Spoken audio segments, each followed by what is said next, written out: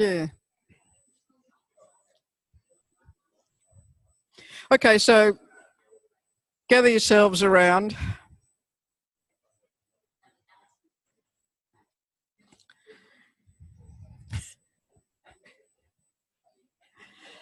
And the way that we'll do the sharing is that one of you from each group will share one thing from your list, and then somebody else from each group will have a turn, so that we don't leave one person trying to read the writing.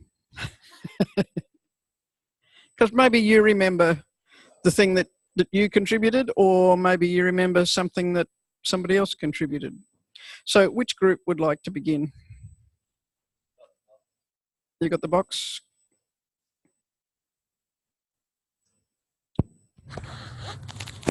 Where to start? So we started by bringing to mind, bringing the personal, external into Feldenkrais, and then to bring balance between rigidity and flow. These are all flowing on. The way one. So one, yeah, but one. This is all right. It's all one, is it? Bringing personal integrity of outside Feldenkrais, and then bringing it into Feldenkrais, and then that happens in reverse too, which is where we are now. And what we're doing when you come in and then you go out is that you bring yourself in, and then you do the Feldenkrais, and then you sort of bring that in, like, so it's like honoring the history and the integrity of how you are genuinely, not putting on a mask or a facade, and then coming in, moving, doing everything that we've done, and then coming out and hopefully integrating that into our life. Yeah, hokey pokey.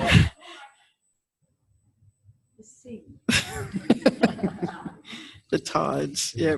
And what difference will it make when you do that? Well, it definitely will make a difference, because one, it's always a more rich experience of process when you're not compartmentalizing as much, or seeing where the commonality, if you're drawing skills that can transpire through all modes of being and a person, then it holds far greater richness than if it only applies to one aspect and doesn't to another. And that's, it's like microcosm, macrocosm, and roll ahead, do a bit there. Throw it to the next group.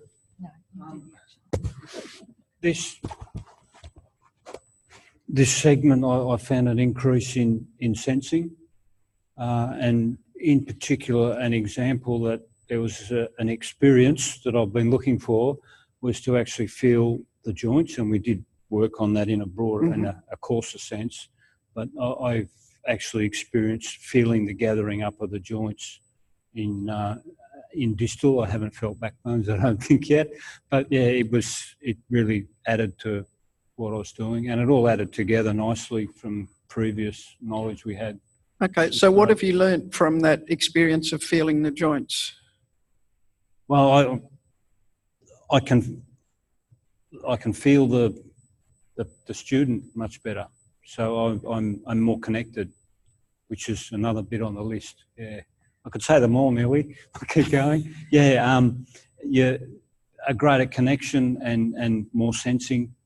So it just adds to a much better communication. Okay, cool. Next group.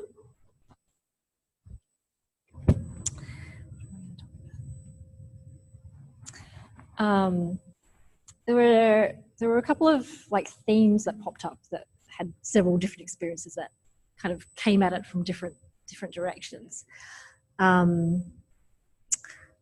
So with intention, and I've been thinking about this relationship between the connection and intention, and having a few experiences with really being able to separate out the intention and then the inaction and then the letting that go and being able to sense the different parts of that. And then also realizing that the intention doesn't need to be a really strongly expressed intention for it to be able to translate if the connection's there, that it can be really subtle but still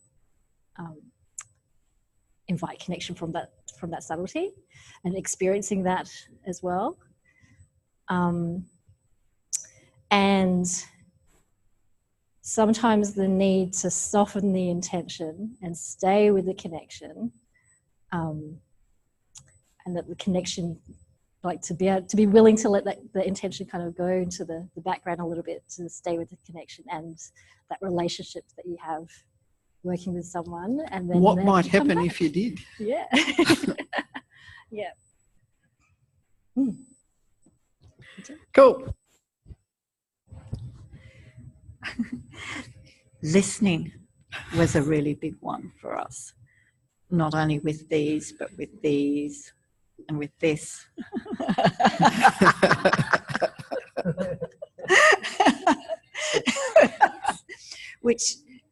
which leads to understanding a lot more what's going on with your client, which then opens up possibilities. Endless possibilities. We got very creative down here. Yes. So the idea was that the greater that we can hear the ideas embedded in what the client is saying, the greater the seeds that are planted for something in a connection happen. So how does the listening plant the seeds? Because you're not just listening, you really have to begin to understand what it is the person is saying. Mm-hmm. Because everybody can listen, but unless you hear them, you can't extract the ideas and their needs and ideas. Yeah, clarifying. Give you the seeds for the starting point of what's going to happen. In whom? In both of them. Both. Thank you. Well done. Next group.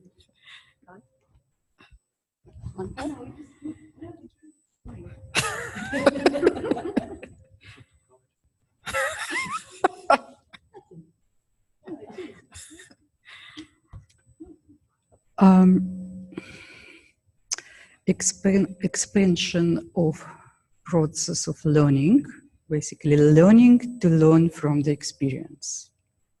And that was something very important for me. Can you give an example of that? Yes.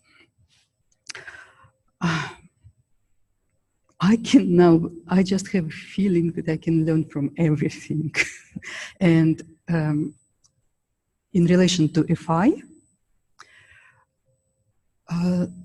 learning from listening, learning from seeing, and listening the hand and also listening the eyes. Yep. And also listening the breath and listening myself, my connection with the person. And can I say the second one? And I was allowed to be free in this segment, and I have more like concept of freedom now in relation of improvisation, listening, and it's a lot of in listening, and improvise with the knowledge and experience I had or we had, and at the same time each FI, it's a new experience for the future experiences. Okay, I'm not sure. Fantastic. Working on the rollers under our feet, for me, was a fantastic thing of wakening up the role of the torso and the pelvis in balance, and also, and obviously in walking, but that whole thing of balancing through the torso rather than focusing on the feet gripping the rollers. That whole connection of everything. So what do you think you might do differently now as a result of that?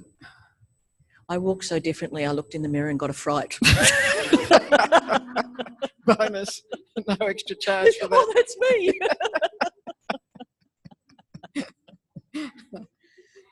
I was walking towards a mirror and suddenly realised it was me. The walk was really different.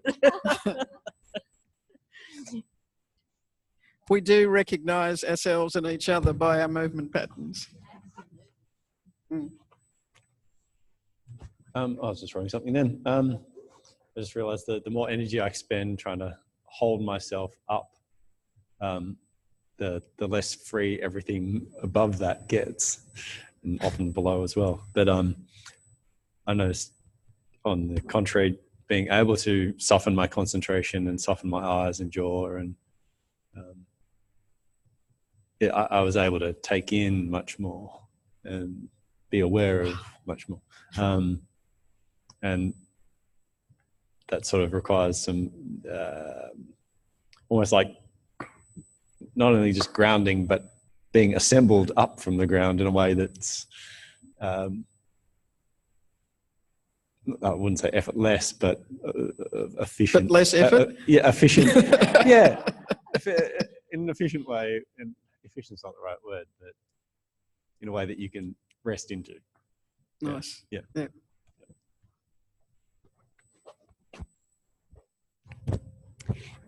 We also mentioned a better understanding and more confidence in doing FIs, and that's from a variety of things, a better understanding of the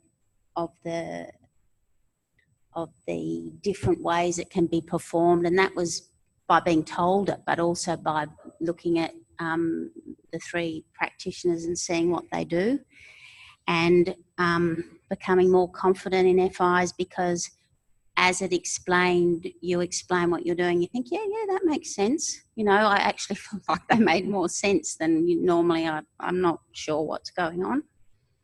And just the different techniques that were used in the FIs, you know, I feel like I've got a few more practical tools that I can try, you know, creating instability with a roller or using my voice to try and get the person to do what I want. So, yeah, I have more understanding and more confidence.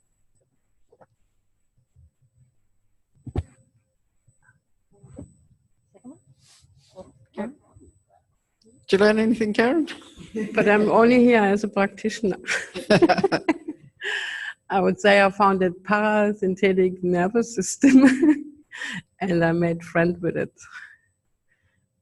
And as Nina said when she had the FI, where is Nina? I found Karen. Wonderful.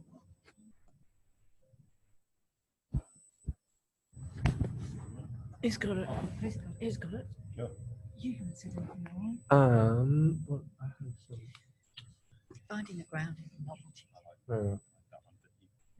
Yeah, that's the one. So we wrote locating and using clients' strengths or passions and enjoyments and working from that. And I think that's so integral that, you know, I want to live a life that's filled with joy and passion and, you know, goodness. And naturally, you know, I just feel when you feel that you want everyone to be, you know, aligned into that, whatever it is, as long as it's not to detriment to many other people. But so if you could work from that angle, that's excellent. I so vibe on that. Oh, yeah. Did you get any clues as to how to access that on a bad day?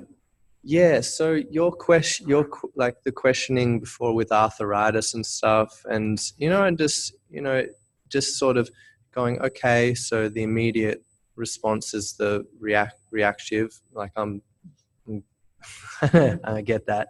And then just going, okay, don't react back, but just be skillful and sculpture your voice or your actions to draw out something. And then when you see that spark, then just, that you go for that.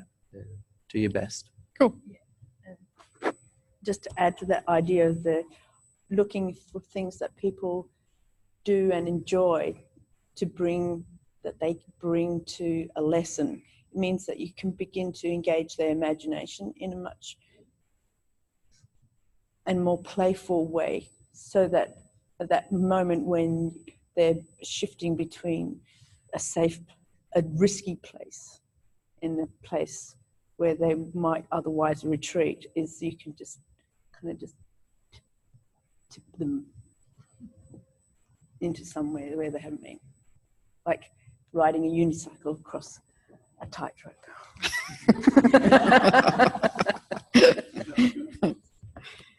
And for me, that's about helping, like if you're finding their passions and things, it's helping them find where they've already got their ground, so they can move out of that.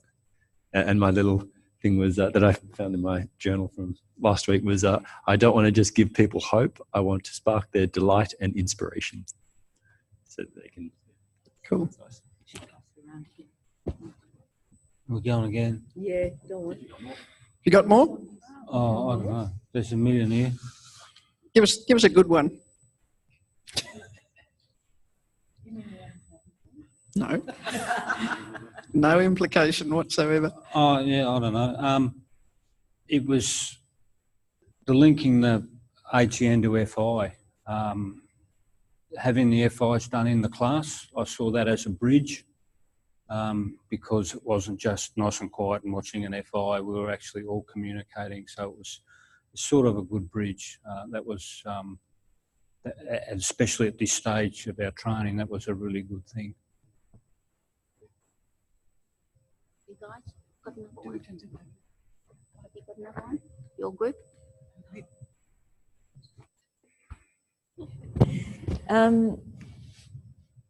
I think one of the big things for me, given my neck has been an opportunity for growth as far as getting it softer, was this whole thing of just tiny movements and just having that time to explore different movements. And I was really enjoying this one until it was related to no, and then it just stopped dead.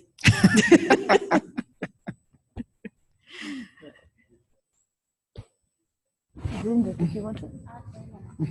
Oh, Nina? Of course you can. No, you go.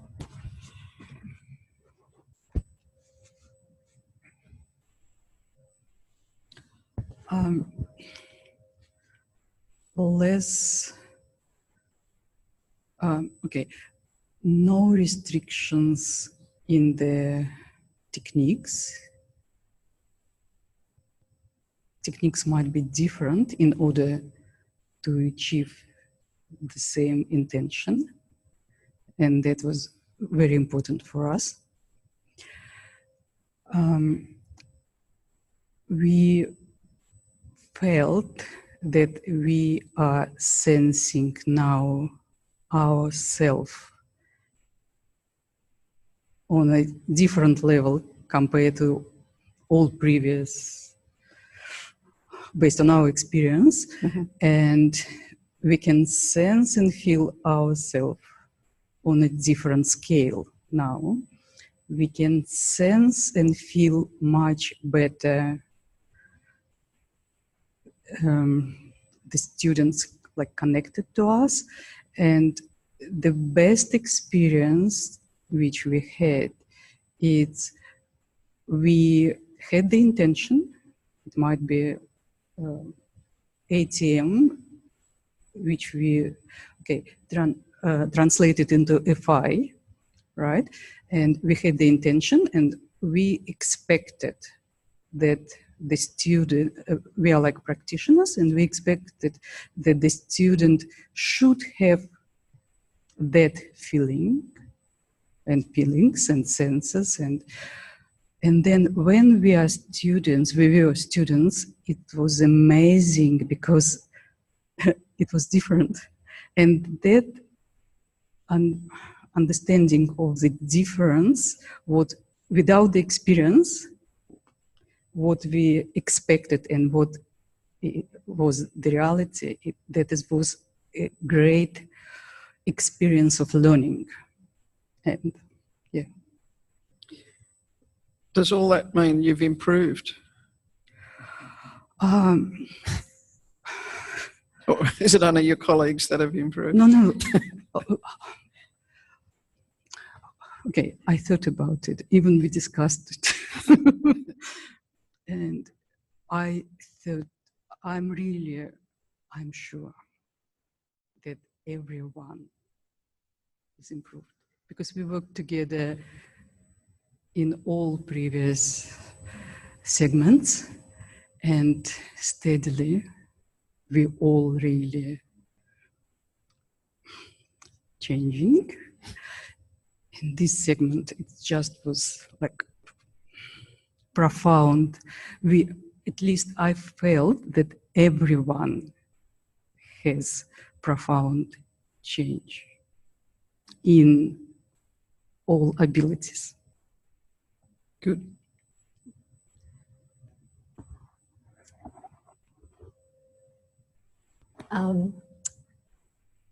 It's kind of a little bit been covered already, but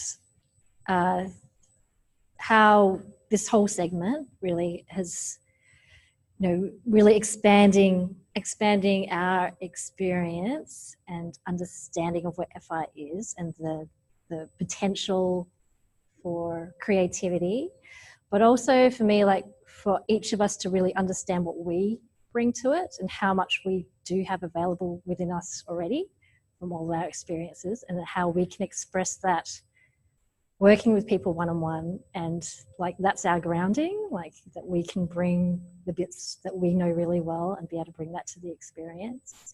So kind of expanding what FI is, but then also we really kind of reduce down what the essence of what FI is as well, which is about creating a meaningful one-on-one, learning experience between the two of us. Is that all it is?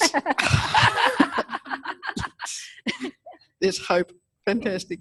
About the FI, just could I add, creating a story, it's what I learned. Creating a really story, and always it's a beautiful story.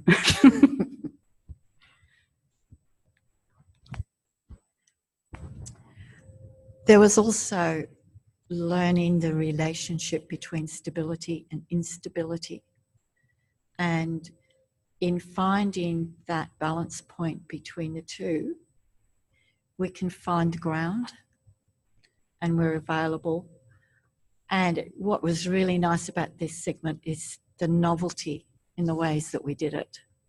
Using the rollers on our backs, using the rollers in standing today was all about finding that balance, and in finding the balance, finding the ground. Yeah. Oh, hang on a second, there's something else here. Oh, yes. And the way we stand our ground as an inner person. Yeah. And we don't need words. Oh, that's right. And the way we move across the ground. That was it. Yes. And the way we move across the ground as well. So it's a way of in which we inhabit our story. Yes.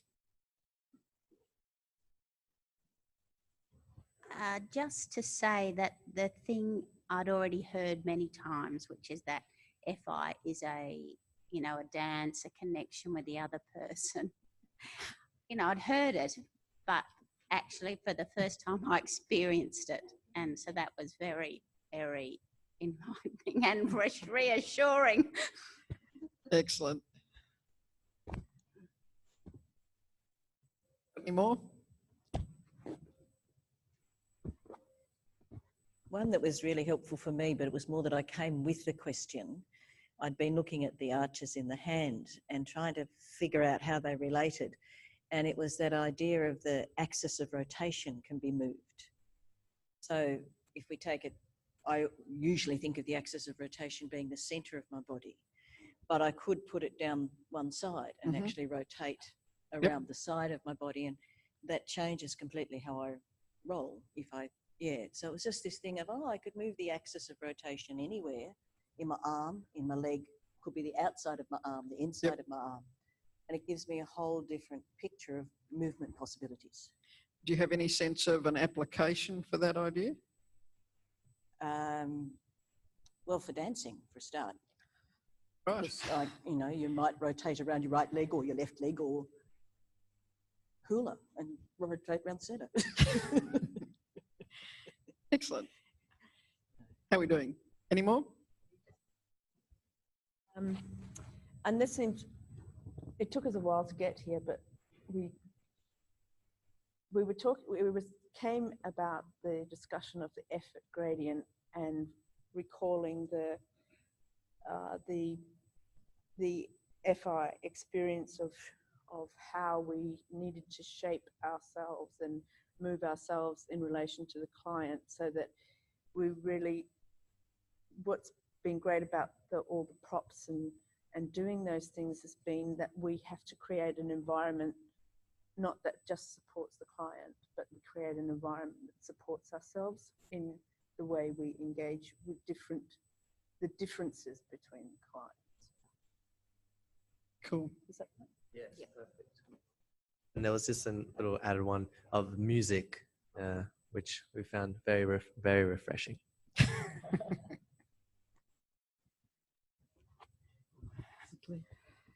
Experience of connecting the fascia and probably muscles and everything, like spiral connection,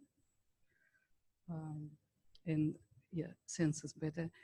I can tell just my personal experience from the pulling of my one hand by back. And we talked to Lisa just before that lesson, before that session. And I always, for years, probably for all my adult life, I could see only well right side, but left side not so well, because I look at my world from my left side. My left eye was dominant, and remember we talked about it. Anyway, after that pulling and realization of this diagonal, I realized that my world changed completely. Now I prefer this size. And a lot of other things, my breathing also, I have more. Anyway, I felt, and I'm still feeling, the great connection now from both diagonals. And second one, thank you to Zoran. Wonderful. And I had the matching experience to that when Lisa helped me see in my FI that my right eye wasn't tracking, and that in fact all of this world was missing. So that I've always, for a long time now, driven on the right-hand side of a freeway if I can. And I wondered why, because I actually have a blind spot in my car that's really hard to see on the left. And I kept thinking, why do I do this? And now I know. And I could drive on the other side of the freeway. But this importance of it, when the eye's not just here, but it's this whole sensing outwards, not just vision. But there's a big sensing you lose when the eye's not working. It's just fascinating to kind of wake up. It's amazing.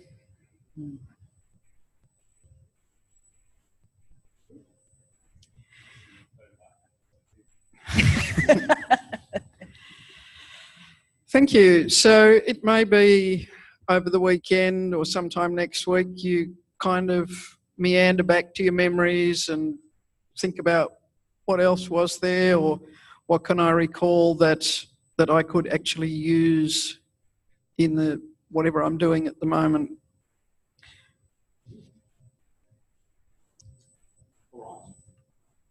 What do you feel up to doing? You're going to have to do the loads. But that worked once. That's loads. We'll come back and do it again. On a Greek island.